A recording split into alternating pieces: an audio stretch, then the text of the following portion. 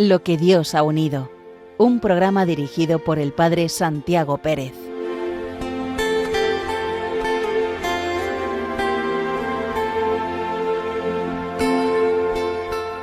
Muy buenas noches, queridos oyentes de Radio María. Bienvenidos a un programa más de Lo que Dios ha unido, bases para una teología del matrimonio.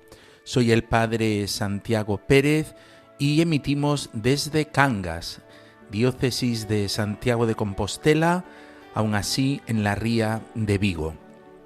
En la emisión de hoy seguimos profundizando en los Evangelios y vamos a ver lo que Jesús en los Evangelios habla sobre el matrimonio. Pero como hacemos siempre, vamos a encomendar el programa al corazón de Jesús. Oh Jesús, a tu corazón confiamos este programa.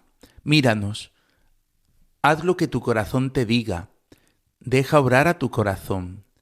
Oh Jesús, yo cuento contigo, yo me fío de ti, yo me entrego a ti, yo estoy seguro de ti. Sagrado corazón de Jesús, en vos confío. Después de haber estudiado en programas anteriores el plan originario de Dios para el matrimonio, cómo el pecado provoca efectos en la vivencia del matrimonio, haber estudiado la ley mosaica, cómo el pueblo de Israel va legislando, cómo los profetas usan la imagen del matrimonio para expresar el amor de Dios, cómo de ese plan originario de Dios se va desvirtuando. Entonces llegamos ya al momento de Jesucristo, que va a devolver esa grandeza del matrimonio. Vamos a volver al plan originario de Dios, ¿no? En los Evangelios hablábamos como que que Jesús en ningún momento hace un tratado sobre el matrimonio, sino que habla con su vida y con enseñanzas puntuales. Hablábamos de que Jesús se presenta como el verdadero esposo y era el contenido del programa anterior. Veíamos el testimonio de Juan el Bautista, veíamos pues cómo Jesús mostraba la alegría del esposo, la conciencia que él tenía de ser el esposo, pues con las parábolas que él usa, y luego finalizábamos con el tema de las bodas de Caná, ¿no? Y decíamos que había una segunda parte en los Evangelios, un segundo tipo de textos o de doctrinas sobre el matrimonio, que era precisamente Jesús enseñando sobre el matrimonio. Y ahí lo que veíamos era a Jesús hablando del matrimonio en referencia al adulterio, hablando del matrimonio en referencia al divorcio y hablando del matrimonio en referencia a la resurrección. Lo que vamos a ver en el programa de hoy es Jesús que nos enseña sobre el matrimonio y el adulterio. Y dejaremos los otros dos temas para programas posteriores. Pero como hoy en Radio María comienza la campaña de Navidad, vamos a escuchar la siguiente promo. Todos recordamos esa escena evangélica en que Jesús, al ver a aquella viuda que ofreció unas pequeñas monedas al templo, señaló a sus discípulos que aquella mujer había echado más que nadie, porque, añadía el Señor, los demás han echado de lo que les sobra, pero esta, que pasa necesidad, ha echado todo lo que tenía para vivir. El propio Hijo de Dios se nos ha entregado por completo al compartir nuestra vida desde el pesebre a la cruz. También María y José pusieron sus vidas al servicio incondicional de Jesús. ¿Y nosotros qué estamos dispuestos a hacer para prepararnos al nacimiento de Cristo? En Radio María queremos poner nuestro trabajo, ondas y técnica para prolongar la voz de los ángeles que anunciaron el nacimiento del Salvador. Podremos contar con tu ayuda en forma de oración, sacrificio, testimonio apostólico y donativo. Así lo hacéis tantos bienhechores y voluntarios a los que un año más os agradecemos haber dado lo mejor de vosotros mismos, como la viuda del Evangelio. Tú también puedes colaborar. puedes hacerlo sin moverte de casa, con una simple llamada al 91 822 8010, a través de Bizum con el código 38048 o en nuestra página web www.radiomaria.es, en el apartado Donativos, donde verás los números de cuenta para realizar una transferencia o ingreso bancario. También puedes hacerlo con tarjeta o PayPal. Santo y feliz tiempo de Adviento con José y María en la espera de Jesús.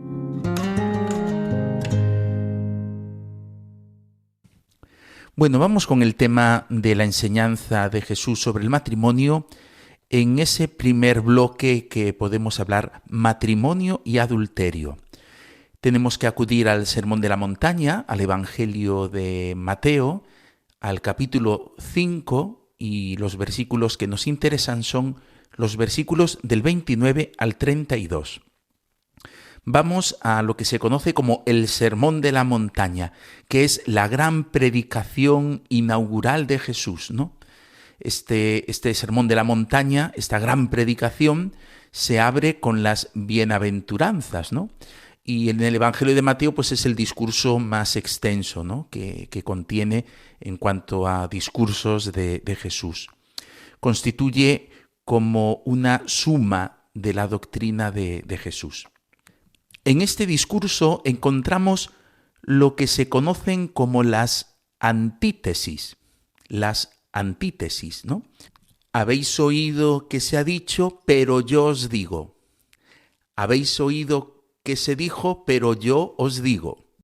Jesús expone con 6 ejemplos el verdadero alcance de algunos mandamientos del Decálogo y de otros preceptos de la Escritura, ¿no?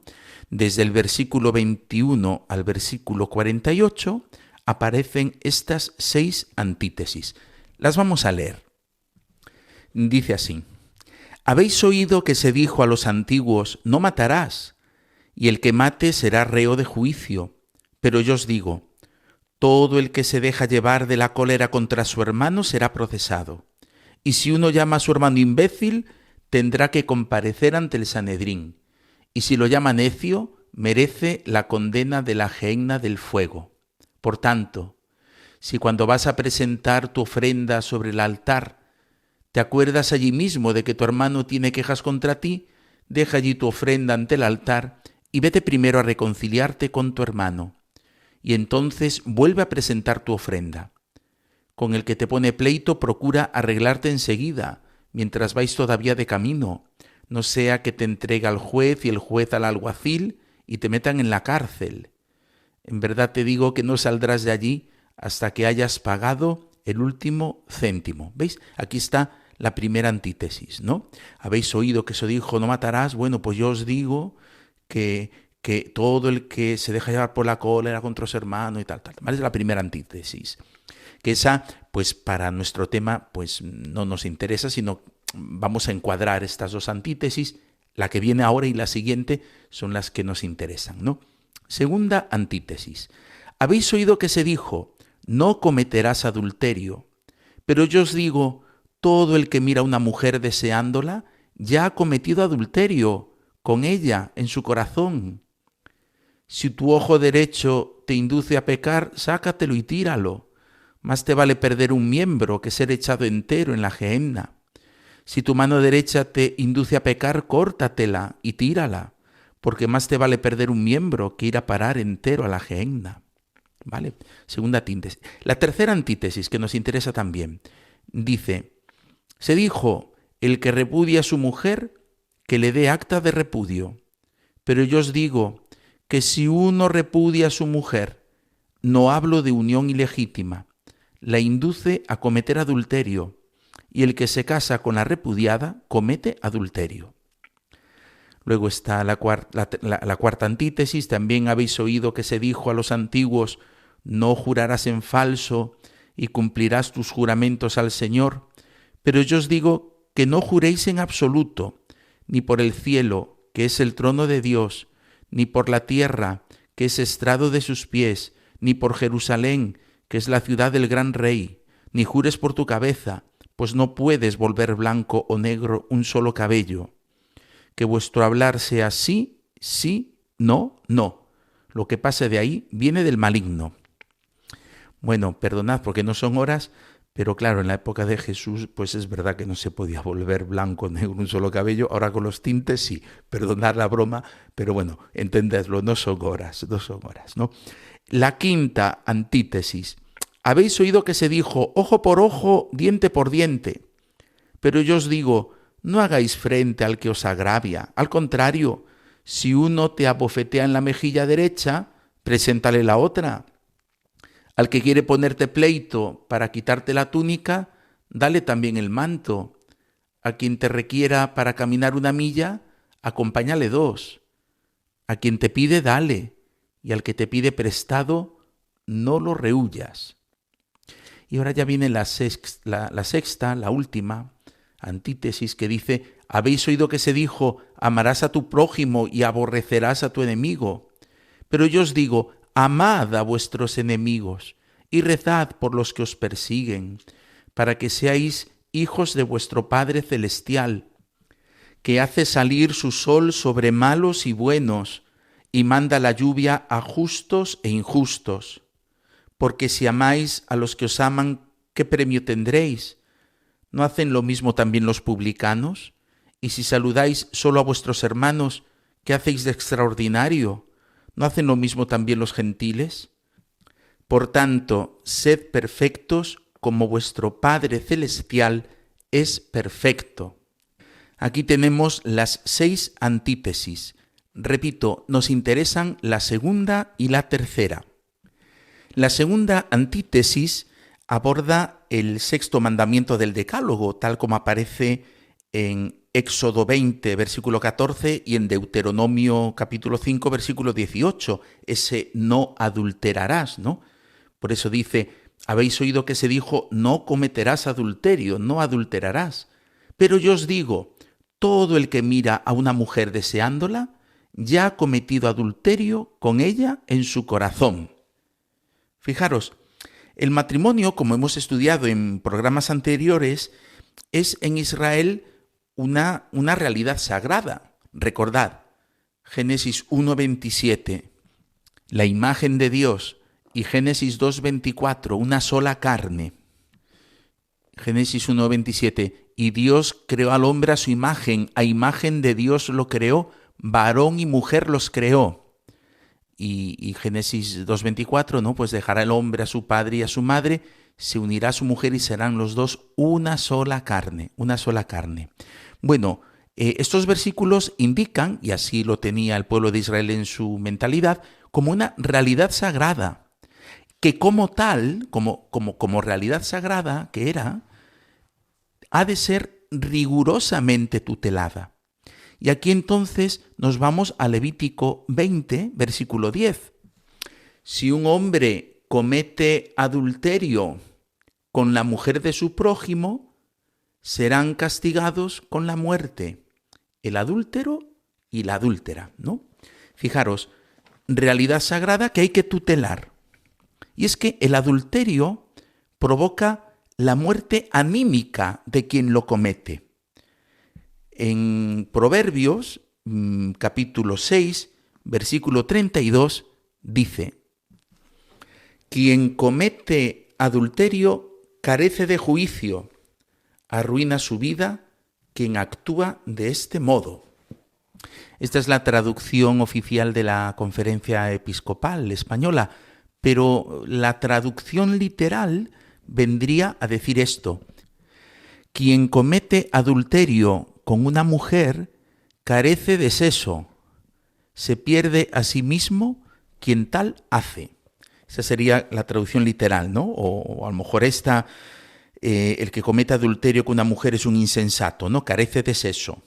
Se destruye a sí mismo, ¿no? Se destruye a sí mismo, se pierde a sí mismo quien tal hace. Esta traducción es de la traducción que aparece hecha por el padre Cantera. Lo que vemos es que merece siempre un juicio altamente reprobatorio el tema del adulterio. Además, el adulterio origina con facilidad otros pecados graves, ¿no? La Biblia lo enseña Pues por ejemplo, en la historia de David, ¿no? Que el adulterio que comete David lleva al homicidio, o en el caso de Susana, que el adulterio lleva al falso testimonio y luego lleva al homicidio. Podéis ver el caso de David en el segundo libro de Samuel, en el capítulo 11, y el tema de Susana en el libro de Daniel, en el capítulo 13. Y tal como vimos en programas anteriores, el pueblo infiel a la alianza con el Señor será calificado metafóricamente por los profetas como adúltero. Pero Jesús va más allá en la comprensión del adulterio. El sexto mandamiento del Decálogo no se quebranta solo por la infidelidad matrimonial consumada. No, Jesús enseña esto. La mirada que desea poseer a una mujer casada, rompiendo así un matrimonio ajeno, es ya adulterio. Fijaros, ya la mirada de deseo, uno que desea poseer a una mujer casada, rompiendo así un matrimonio ajeno, ya es adulterio. Jesús está interpretando el sexto mandamiento a la luz del noveno mandamiento: no desearás la mujer de tu prójimo. Este noveno mandamiento lo encontráis en Éxodo 20, versículo 17, y Deuteronomio 5, versículo 21, ¿no? Jesús está señalando el corazón, que es el núcleo moral de la persona. Está señalando el corazón como fuente de ese deseo. El mirar a una mujer para desearla implica la intención de realizar esa acción. Esto es lo que ocurre en el adulterio de David, ¿no? Con Betsabé, la mujer de Urías. Un adulterio que comienza con una mirada. A ver, libro segundo de Samuel, el capítulo 11, versículo 2. Mirad lo que dice. Una tarde, David se levantó de la cama y se puso a pasear por la terraza del palacio. Desde allí divisó a una mujer que se estaba bañando, de aspecto muy hermoso. David mandó averiguar quién era aquella mujer y le informaron: es Betsabé, hija de Elián, esposa de Urías elitita. David envió mensajeros para que la trajeran. Llegó a su presencia y se acostó con ella, que estaba purificándose de sus reglas. Ella volvió a su casa, quedó encinta y mandó este aviso a David: estoy encinta. ¿Vale? Fijaros, él la ve desde la terraza y dice: uy, ven para acá, y cataplas. Ahí quedó la pobrecita embarazada. Y eso va a llevar al homicidio, ¿no? Voy a seguir leyendo. David entonces envió a decir a Joab: mándame a Urías elitita. Joab se lo mandó. Cuando llegó Urías, David le preguntó cómo se encontraban Joab y la tropa y cómo iba la guerra. Luego le dijo: baja a tu casa a lavarte los pies. Urías salió del palacio y tras él un regalo del rey. Pero Urías se acostó a la puerta del palacio con todos los servidores de su señor y no bajó a su casa. Informaron a David: Urías no ha bajado a su casa. Y David dijo a Urías: acabas de llegar de un viaje, ¿por qué no has bajado a tu casa? Urías contestó: el arca, Israel y Judá moran en tiendas, y mi señor Joab y los servidores de mi señor acampan al raso, y yo voy a ir a mi casa a comer y beber y a acostarme con mi mujer. Por tu vida, por tu propia vida, no de hacer tal cosa. Entonces dijo David: quédate hoy aquí, mañana te enviaré. Urías se quedó aquel día y el siguiente en Jerusalén. David le invitó a comer con él y le hizo beber hasta ponerle ebrio. Urías salió por la tarde a acostarse en su jergón con los servidores de su señor, pero no bajó a su casa. A la mañana siguiente David escribió una carta a Joab que le mandó por Urías. En la carta había escrito: poned a Urías en primera línea, donde la batalla sea más encarnizada. Luego retiraos de su lado, para que lo hieran y muera. Ahí está, el homicidio que se lleva a cabo, claro. Joab observó la ciudad y situó a Urías en el lugar en el que sabía que estaban los hombres más aguerridos. Las gentes de la ciudad hicieron una salida, trabaron combate con Joab y hubo bajas en la tropa. Entre los servidores de David murió también Urías, el hitita.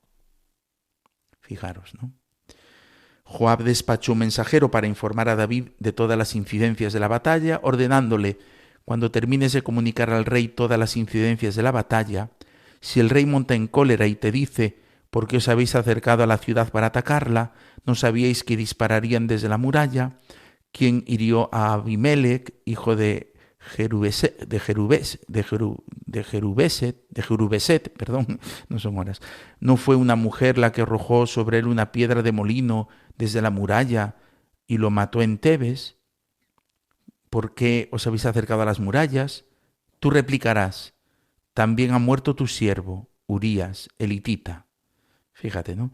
Partió el mensajero y llegó y comunicó a David el mensaje completo de Joab. El mensajero explicó a David: aquellos hombres se hicieron fuertes contra nosotros. Nos salieron al encuentro en el campo, pero pudimos con ellos, llevándolos hasta la entrada de la puerta. Entonces los arqueros dispararon contra tus servidores desde la muralla, y murieron algunos de tus servidores del rey, de los servidores del rey, entre los que se encontraba Urías el hitita. David contestó al mensajero: di a Joab: no te disgustes por lo sucedido, pues la espada devora de una o de otra manera. Fijaros, ahí está el homicidio, ¿no? El adulterio que lleva al homicidio. Jesús radicaliza este mandamiento, lo lleva a plenitud, ¿no? Lo reconduce desde su raíz última. Esto explica la rotundidad de las dos exhortaciones que siguen, ¿no? En clave simbólica. Toda intención, el ojo, o la ejecución, la mano, toda intención o ejecución pecaminosa, por imprescindible o inevitable que pueda parecer, hay que desterrarla con decisión. De ahí, arráncate el ojo, de ahí, córtate la mano. Y más cuando lo que está en juego es un bien inestimable, como lo es la fidelidad matrimonial. La historia de Susana ilustra este comportamiento, ¿no? Cuando les dice a los dos ancianos que pretenden hacerla adulterar, esto está en el libro de Daniel, capítulo 13, versículo 23, voy a empezar por el 22. Susana lanzó un gemido y dijo: no tengo salida. Si hago eso, mereceré la muerte. Si no lo hago, no escaparé de vuestras manos. Pero prefiero no hacerlo y caer en vuestras manos antes que pecar delante del Señor. Bueno, creo que ha quedado bien claro esta primera antítesis. De las 6 es la segunda, pero es la primera que nos interesa. Esta antítesis que hace relación adulterio y pureza de corazón. Vamos a escuchar una canción y el texto que nos propone nuestro colaborador Julián Ferrer.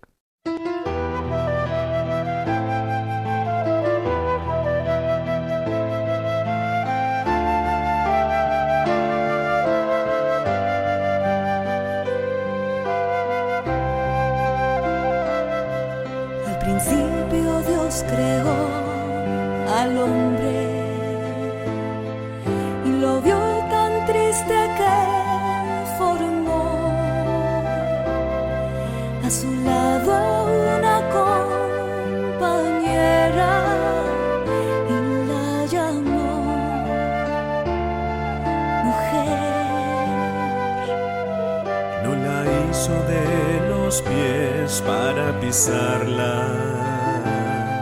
ni la hizo de la cabeza para mandar, la hizo de un costado de él, muy cerca de su corazón. Y hoy Estoy aquí para jurarte amor eterno ante Dios, para ser en Dios una sola carne, para ser los dos una sola voz, porque Jesús dijo que dejarás padres para unirte a una mujer y vivir los dos una sola vida y vivir los dos un eterno amor.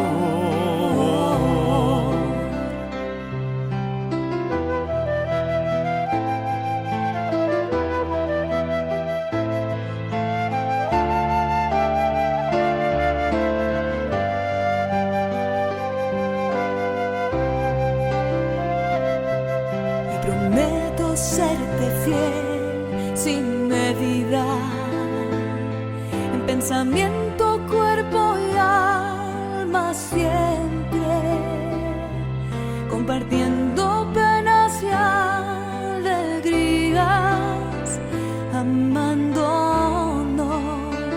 eternamente. El regalo que nosotros obtendremos son los hijos que Dios nos enviará. Con gusto los recibiremos y formaremos nuestro hogar. Y hoy estoy aquí para jurarte amor eterno ante Dios, para ser en Dios una sola carne, para ser los dos una sola voz, porque Jesús dijo que dejarás a tus padres para unirte a una mujer y vivir los dos una sola vida y vivir los dos un eterno amor.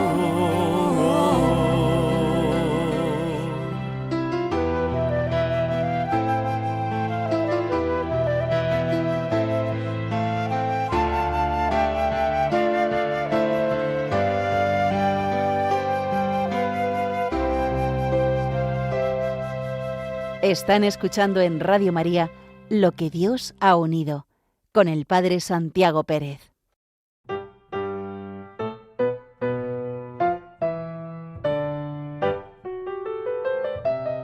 No es un simple título. Marido y mujer se hacen una sola carne. Hay un síntoma inconfundible. De repente, un día cualquiera, uno pone distraídamente la mano en la pierna de su esposa o le da la mano, o un beso especial de despedida, y todo es diferente. No es fácil describir la sensación, ni el escalofrío de las primeras veces, ni la emoción de las segundas, ni el deseo de tantas otras, ni la pasión de algunas muy especiales. No, nada de eso se experimenta. Es otra cosa. Es como si esa pierna, esa mano, esa mejilla, hubieran estado siempre ahí, esperando el roce de nuestra piel. Y sin embargo, no se produce ningún arrobamiento, no hay éxtasis. Es una impresión distinta, de un encanto especial, un discreto hechizo que nos descubre un horizonte nuevo, inesperado. Una luz parece irradiar desde lo más hondo y uno se adentra en lo profundo. El mero roce con la piel amada ofrece de pronto una visión nueva, diferente también del primer enamoramiento. Es ella, sí, ¿quién va a ser si no? Pero al mismo tiempo es también yo. Es ella y es yo, una sola carne.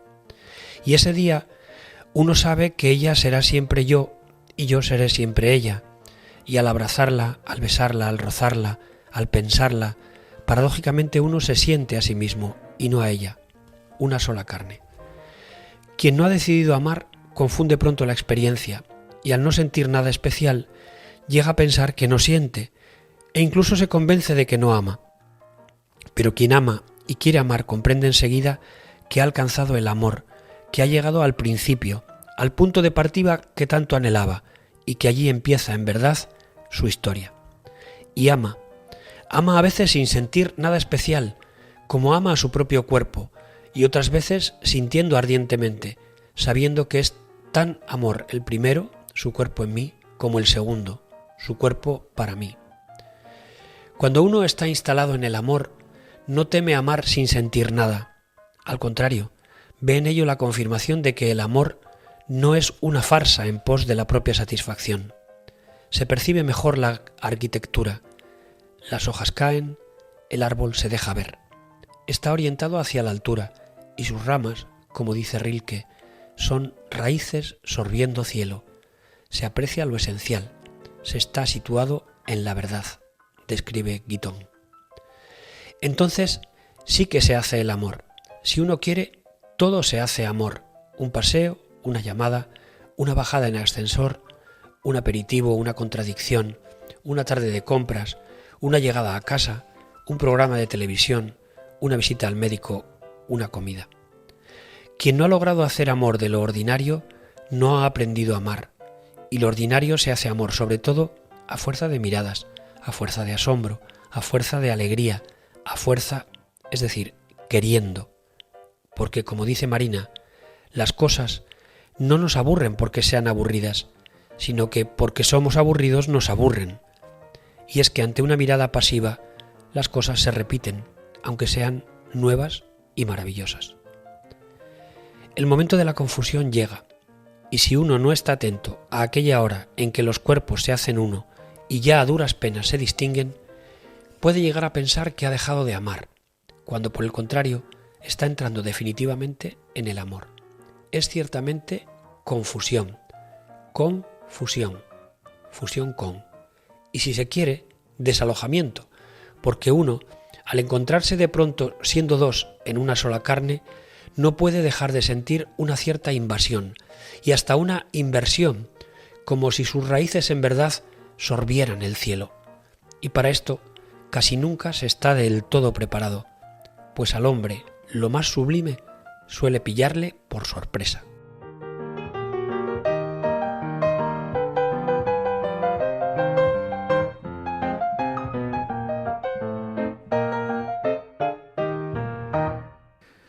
Muchas gracias, Julián, por tu colaboración. Hemos escuchado el capítulo titulado Una carne del libro de Javier Vidal Cuadras, Después de amar, te amaré.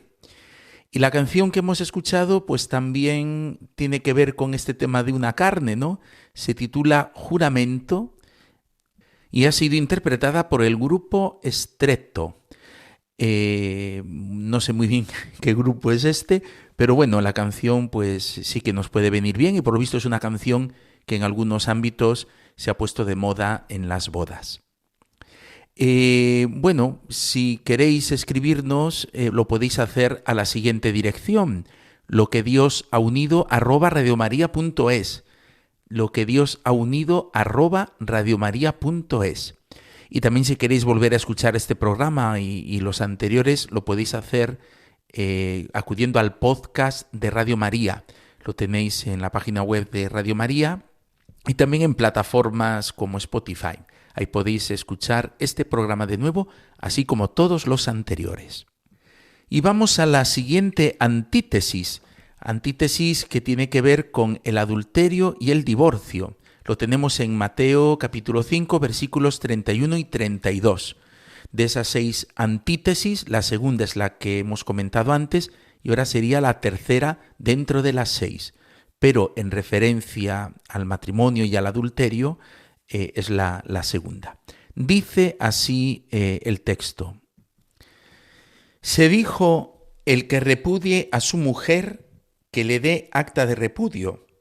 Pero yo os digo que si uno repudia a su mujer, no hablo de unión ilegítima, la induce a cometer adulterio, y el que se casa con la repudiada comete adulterio. Aquí tenemos esta antítesis que se centra en el divorcio, pero a diferencia del anterior, comienza con unas palabras que como tales no se encuentran en el Antiguo Testamento. Fijaros que dice Jesús, se dijo el que repudia a su mujer que le dé acta de repudio. Cuando hemos estudiado la ley mosaica, nos hemos dado cuenta que lo del acta de repudio no había un canon que decía se puede entregar acta de repudio. No, sino que se da por hecho la entrega del acta de repudio. En Deuteronomio, capítulo 24, número 1, leemos así. Si uno se casa con una mujer y luego no le gusta porque descubre en ella algo vergonzoso y le escribe el acta de divorcio, se la entrega y la echa de casa, ¿no? Es decir, que se da por hecho de que se puede entregar ese acta de repudio. Decía que nos sorprende ver citado como un mandato bíblico lo que en realidad no es, sino el comienzo de un mandamiento más complejo, ¿no? Porque luego decía, después de haber planteado ese caso, dice, bueno, y luego ella sale de la casa, va, se casa con otro, tal, no sé qué, ¿no? Pero aquí Jesús lo cita como si fuera, pues eso, un mandato bíblico, Claro, el judaísmo de la época interpretaba este versículo como una norma legal independiente. Y así lo traducían pues antiguas versiones, la Biblia de los 70 y la Vulgata lo venían a traducir así como si fuera pues es un mandato, ¿no? Bien, este fenómeno posible por la ambigüedad gramatical del texto hebreo, claro, los textos hebreos, es decir, el hebreo no tiene vocales, es decir, es un poco complicado, ¿no? Bueno, pues este fenómeno pretende justificar bíblicamente una práctica que ya existía, que era el divorcio, ¿no? El punto de referencia de Jesús en las antítesis es la palabra de Dios, pero tal como se le explicaba al pueblo. Es decir, Jesús está usando lo que se le enseñaba al pueblo, lo que el pueblo podía entender, ¿no? Y por eso lo dice así. Aunque la referencia al Deuteronomio es clara, la formulación respondía a la interpretación que de ella hacían los maestros del pueblo, es decir, los fariseos. Y Jesús parte de esa interpretación que hacían los fariseos. Por eso lo dice así tan claro, ¿no? Se dijo, el que repudia a su mujer que le dé acta de repudio. Claro, no existe en Deuteronomio así, pero así lo explicaban los fariseos al pueblo. Y Jesús parte de esa enseñanza, ¿no? Al pueblo. Y claro, lo que hace Jesús es desautorizar ese supuesto mandato divino que acaba de enunciar. Lo desautoriza, lo cual es exegéticamente correcto. Ya, como repito, en el Antiguo Testamento no existe una ley de divorcio, ¿no?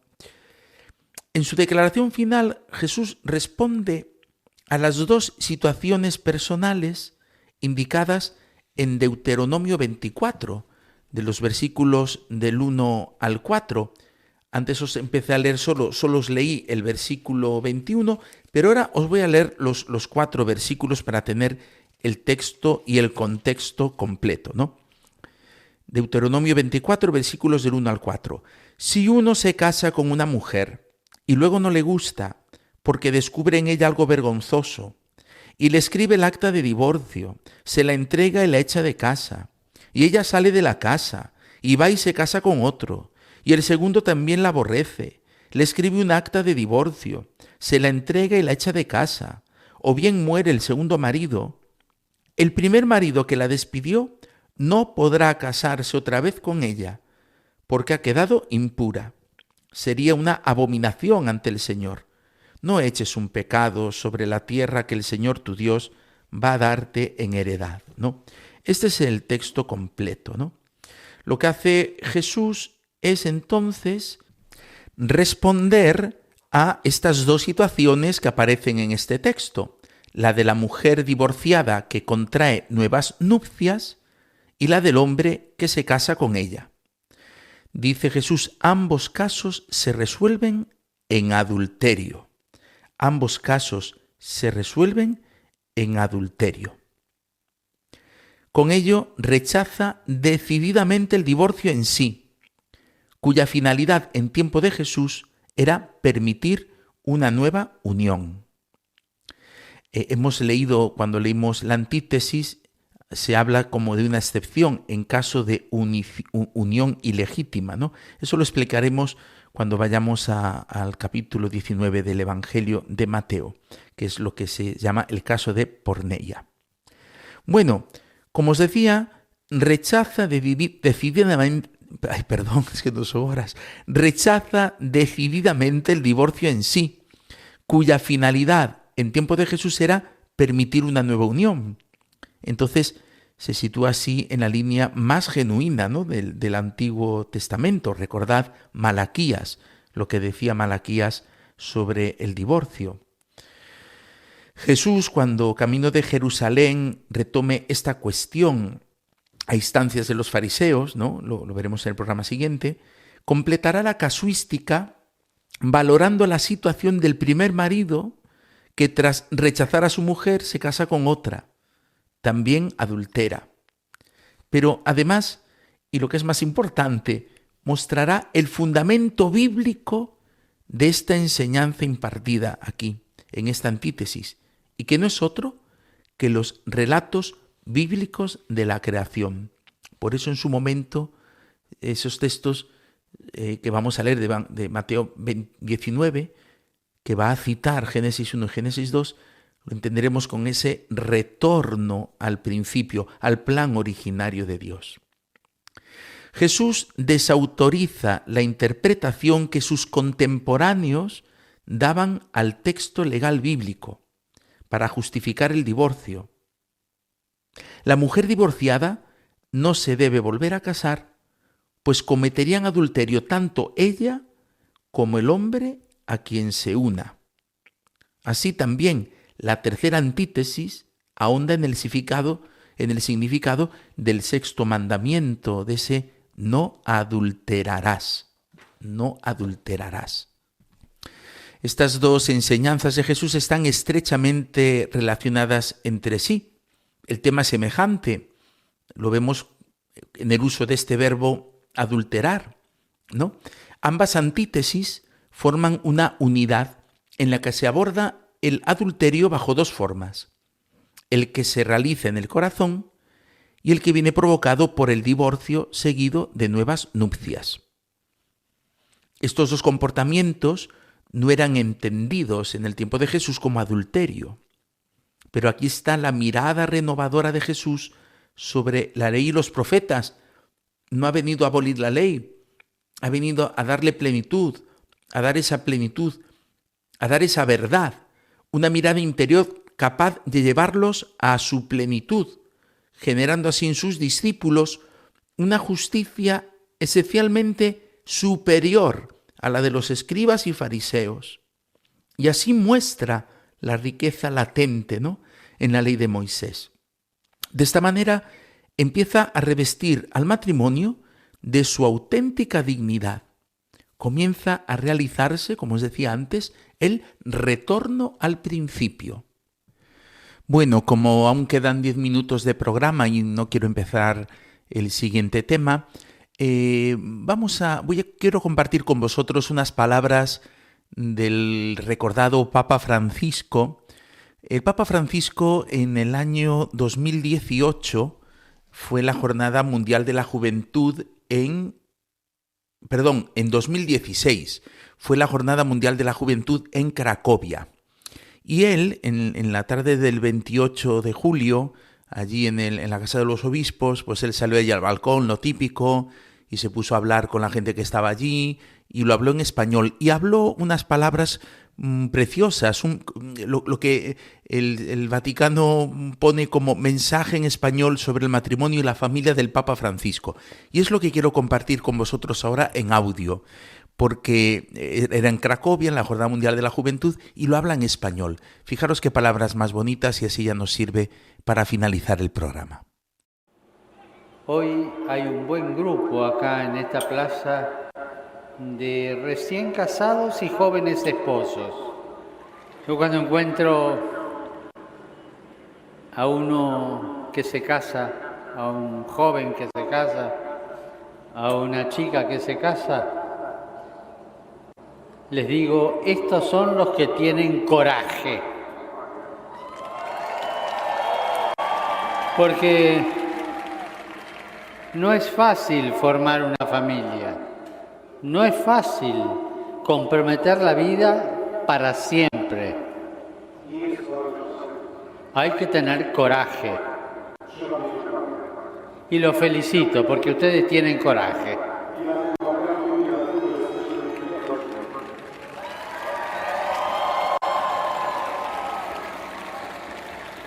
A veces me preguntan cómo hacer para que la familia vaya siempre adelante y supere las dificultades.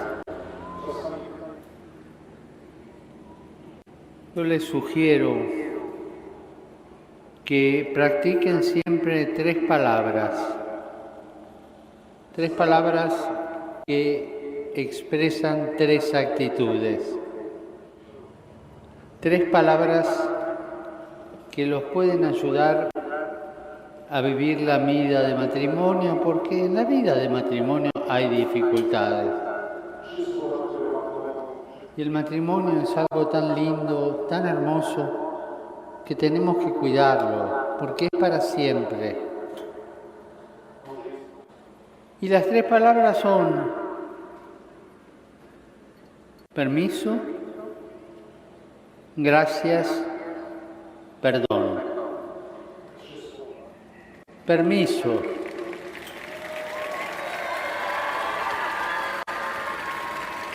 Permiso. Siempre preguntar al cónyuge, la mujer al marido o el marido a la mujer, ¿qué te parece? ¿Te parece que hagamos esto? Nunca atropellar.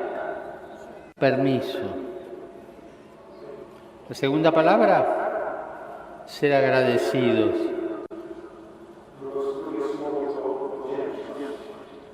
¿Cuántas veces el marido le tiene que decir a la mujer gracias? ¿Y cuántas veces la esposa le tiene que decir al marido gracias? Agradecerse mutuamente. Porque el sacramento del matrimonio se lo confieren los esposos, el uno al otro. Y esta relación sacramental se mantiene con este sentimiento de gratitud. Gracias. Y la tercera palabra es perdón. Es una palabra muy difícil de pronunciar. En el matrimonio siempre, o el marido o la mujer, siempre tiene alguna equivocación. Saber reconocerla y pedir disculpas, pedir perdón, hace mucho bien. Hay jóvenes familias recién casados, muchos de ustedes están casados, otros están por casarse. Recuerden estas tres palabras que ayudarán tanto a la vida matrimonial. Permiso, gracias, perdón. Repitámosla juntos. Permiso, gracias, perdón. Más fuerte todos. Permiso, gracias, perdón. Bueno, todo esto es muy lindo. Es muy lindo decirlo en la vida matrimonial, pero siempre hay en la vida matrimonial problemas o discusiones.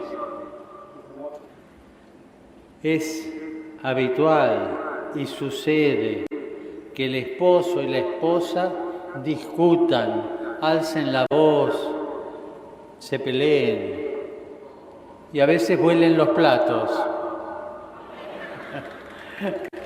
Pero no se asusten cuando sucede esto. Les doy un consejo. nunca terminen el día sin hacer la paz.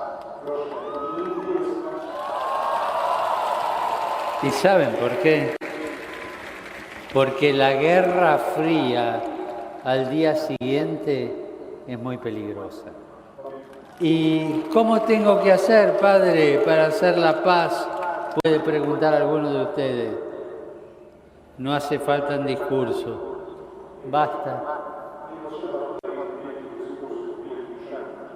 un gesto. Y se acabó. Y está hecha la paz. Cuando hay amor, un gesto arregla todo. Los invito, antes de recibir la bendición, a rezar por todas las familias aquí presentes, por los recién casados, por los que ya están casados de hace tiempo y conocen todo lo que yo les dije, y por los que se van a casar. Recemos juntos un Ave María, cada uno en su lengua. Ave María, piena di grazia, il Signore è con te. Tu sei benedetta fra le donne e benedetto il frutto del tuo seno, Gesù. Santa Maria, Madre di Dio, prega per noi peccatori, adesso e nell'ora della nostra morte. Vi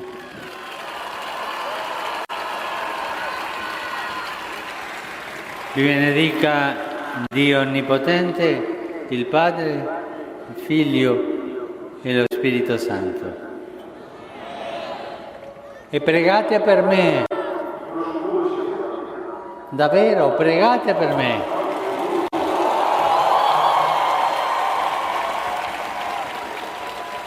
Buonanotte e buon riposo. Bueno, palabras preciosas del Papa Francisco allí en Cracovia y en español. Llegamos ya al final de este programa. Espero que os haya gustado. Si queréis escribirnos al programa lo podéis hacer en la siguiente dirección, loquedioshaunido@radiomaria.es. Y si queréis volver a escuchar este programa y los anteriores, lo podéis hacer en el podcast de Radio María y en diversas plataformas como Spotify. Vamos a terminar rezándole a la Virgen. Dios te salve María, llena eres de gracia, el Señor es contigo. Bendita tú eres entre todas las mujeres y bendito es el fruto de tu vientre Jesús. Santa María, Madre de Dios, ruega por nosotros pecadores, ahora y en la hora de nuestra muerte. Amén. Bueno, queridos oyentes, volveremos a estar en antena el año que viene. Nos toca emitir la Noche de Reyes, fíjate, el 6 de enero. El 6 de enero nos toca emitir. Ahí estaremos en antena siguiendo profundizando en el Evangelio de Mateo. Queridos oyentes de Radio María, seguid sintonizando con esta cadena, con la cadena de la Virgen. Queridos oyentes de Radio María, muy buenas noches a todos. Han escuchado en Radio María Lo que Dios ha unido, dirigido por el Padre Santiago Pérez.